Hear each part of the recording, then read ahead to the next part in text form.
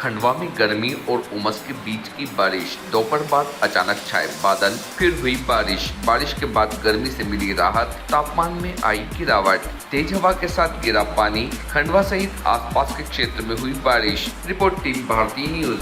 बारिश का फोटो लगा रहे पहले